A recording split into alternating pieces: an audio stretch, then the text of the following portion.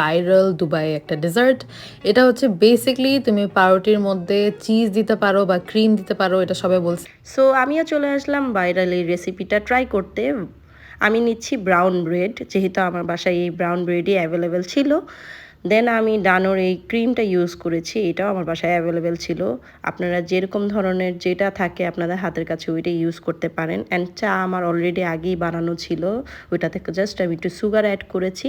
And cream দিয়ে আমি একটু করে অনেক মোটা লেয়ার করে ক্রিম দিচ্ছি যেন টেস্টটা অনেক মজার হয়। অ্যান্ড অনেক জায়গায় অনেক মিক্সড রিভিউ দেখেছি যে অনেক ভাল লাগতেছে না বা ভালো লাগতেছে টেস্টটা, অনেকে খেতে পারতেছে অনেকে খেতে পারতেছে না। সো ভাবলাম একটু নিউট্রাল থাকি, যে একদম ক্রিম ভর্তি দেই যেন একদম ক্রিমি টাইপের একটা টেক্সচার আমার মুখে বাস্ট করে আর কি।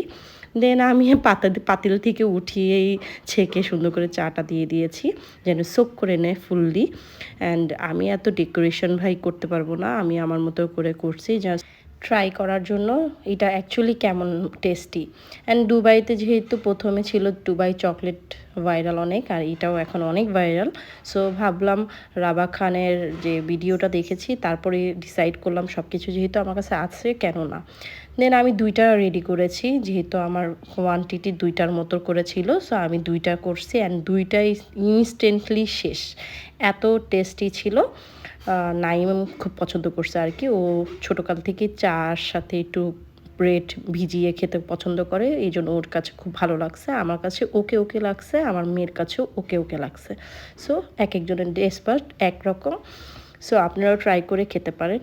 এই তো, ভালো লাগলে অবশ্যই ফলো করবেন আমার পেজটা। Bye bye.